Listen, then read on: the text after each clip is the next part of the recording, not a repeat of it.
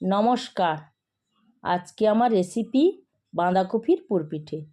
যারা নারকেল খেতে পছন্দ করেন না, ঝাল ঝাল পিঠে খেতে পছন্দ করেন, তারা এভাবে বাঁধাকপি দিয়ে বানিয়ে খেতে পারেন।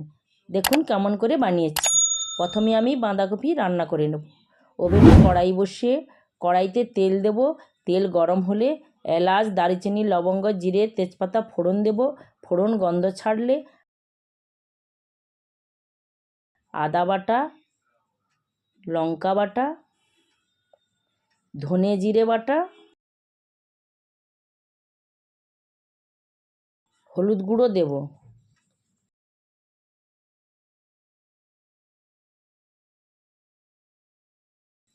লঙ্কা গুঁড়ো দেব। টমেটো কুচি দিয়ে মশলাটা ভালো করে কষে নিয়ে কেটে রাখা আলু দিয়ে কষিয়ে নেব। এরপর কেটে রাখা বাঁধাকপি, মটরশুঁটি দিয়ে দেব।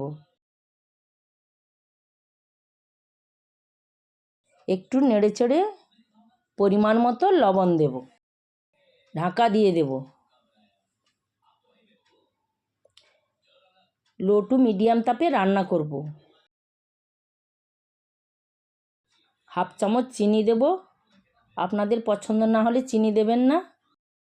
বাঁধাকপি একটু শুকনো শুকনো রান্না করব। বাঁধাকপি রান্না হয়ে গেছে, নামিয়ে নেব। এবার অন্য কড়াইতে বাড়িতে তৈরি করা চালের গুঁড়ো দিয়ে পরিমাণ মতো লবণ দিয়ে হালকা ভেজে নেব। আমি এখানে চাল জলে ভিজিয়ে 4 ঘন্টা পর জল ঝরিয়ে রেখে মিক্সিতে গুঁড়ো করে নিয়েছি। এবার একটা বাটিতে নিয়ে গরম জল দিয়ে মাখিয়ে নেব। জল খুব বেশি গরম করব না, হাত দিয়ে মাখানো যায় এইভাবে গরম করব। গরম জল দিয়ে মাখিয়ে ভালো করে ঠেসে নেব। অল্প অল্প লেচি কেটে বাটির আকারে খোল বানিয়ে বাঁধাকপির পুর দিয়ে পিঠে বানিয়ে নেব।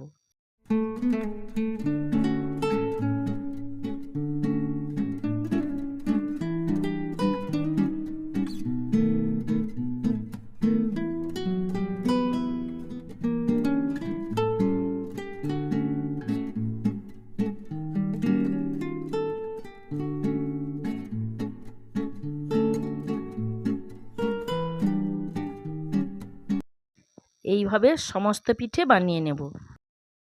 আমার পিঠে বানানোর রেসিপি যদি আপনাদের ভালো লাগে অবশ্যই লাইক এবং সাবস্ক্রাইব করবেন।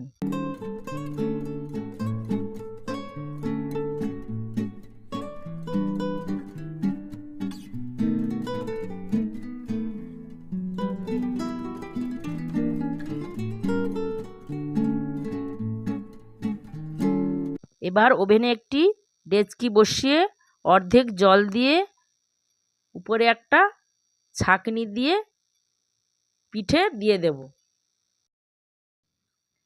ঢাকা দিয়ে দেব, কারণ পিঠে ভাপে সেদ্ধ হবে।